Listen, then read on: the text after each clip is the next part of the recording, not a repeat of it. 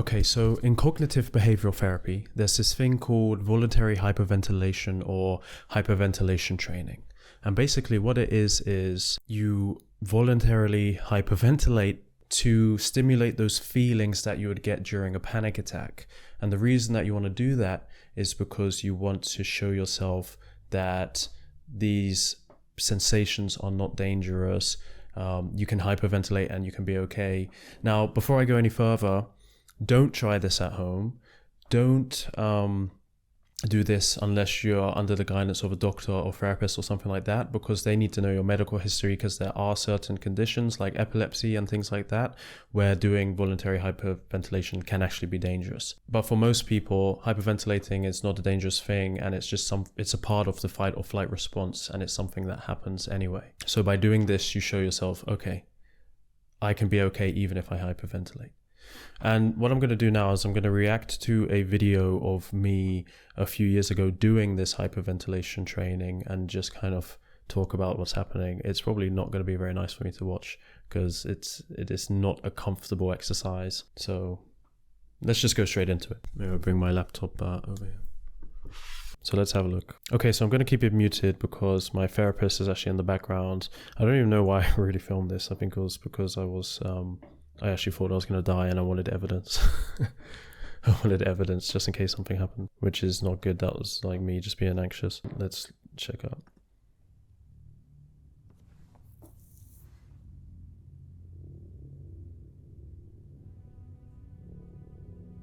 Okay, so I definitely, I look a lot different and I'm acting a lot different. I'm really like scared and shy and stuff.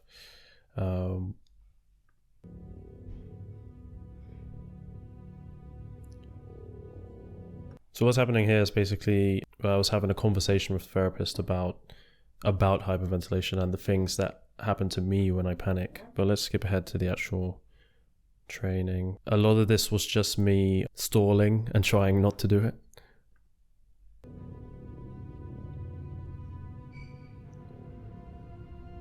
Okay, so there I was like, I've just eaten and is that bad? So I was trying to look for another excuse like not to do it.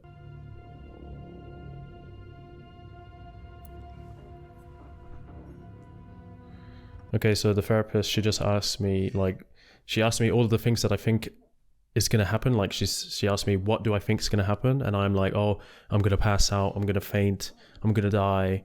I'm just going to be like a medical emergency. My heart's going to stop working properly.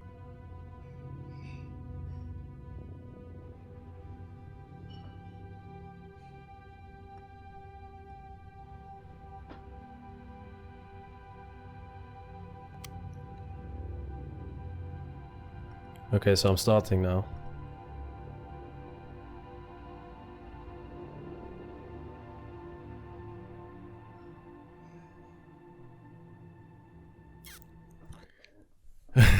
Okay, so it actually doesn't make me... I kind of feel like I can't breathe now for a second, but I know that it's just because I'm watching it. Yeah, so that's the thing, it makes you like really focus on those sensations. Yeah, so let me just continue. It's just this, it's horrible because I'm just going and what I'm doing there is I'm checking my hands to see like if I'm shaking or tingling. Now, actually, when you do this, you will expect to feel lightheaded and you will expect to feel shaking and your hands shaking and tingling, but this is to show yourself that that's actually normal. So you feel lightheaded because you're getting now more oxygen because you're hyperventilating. And so when you have more oxygen than CO2 in your blood, you actually feel lightheaded. It doesn't mean you're going to faint. And especially during a panic attack, when you're actually having a panic attack, that doesn't mean that you're going to faint. You're actually less likely to faint during a panic attack because your blood pressure is increased, and fainting happens from a sudden drop in blood pressure. But you are expected to kind of feel these things, and it's normal.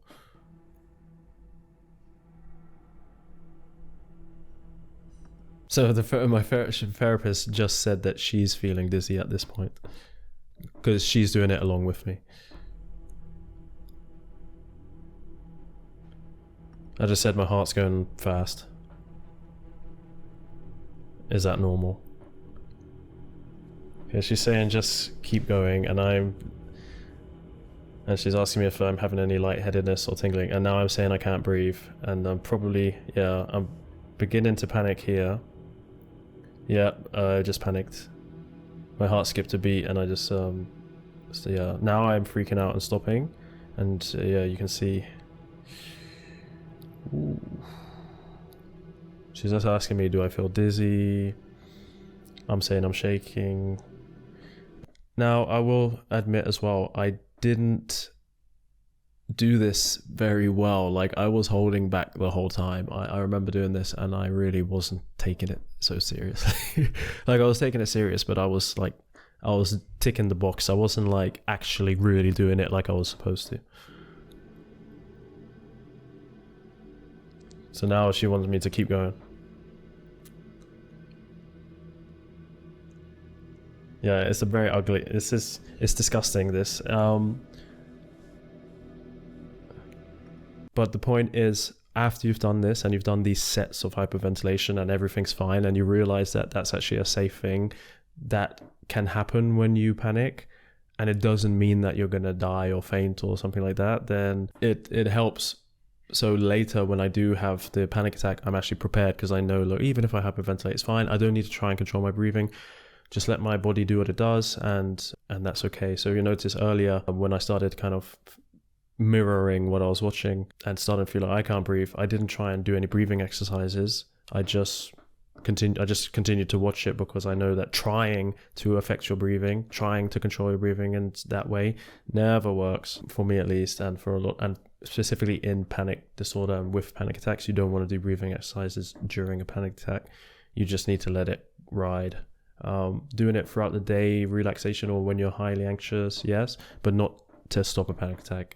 Even if it works, that's the safety behavior, and then you just end up thinking, if you didn't do breathing exercises, you're going to have, dinner wouldn't have survived. No, you would have been fine either way.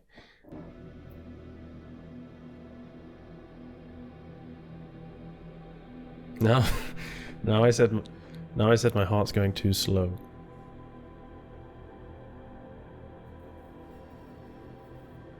And now I'm saying maybe it's in the wrong rhythm. Okay, so, and here she said, did I do it properly, or did I try to avoid it? And that's what I said earlier. I definitely didn't do it properly.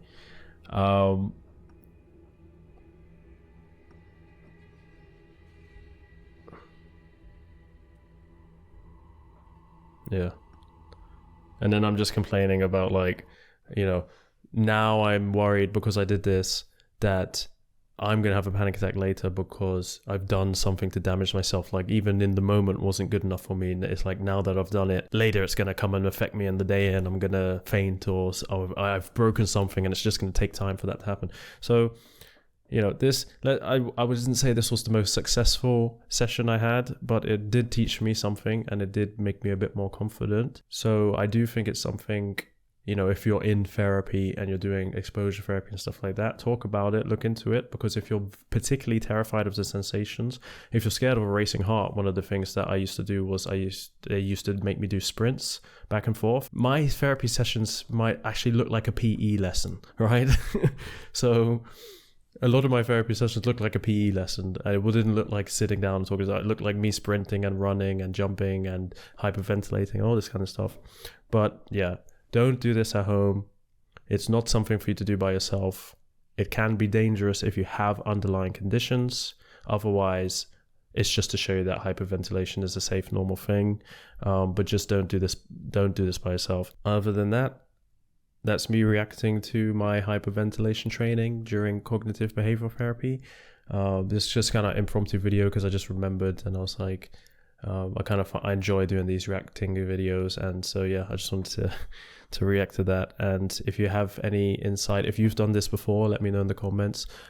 Make sure to like, subscribe. If you enjoyed this video, hit the bell as well. And yeah, just a little quick one for you. Yeah, just because I was bored, and I just finished working today and I was busy, and I was like, let me just do a video and talk, and maybe someone can find this interesting or useful.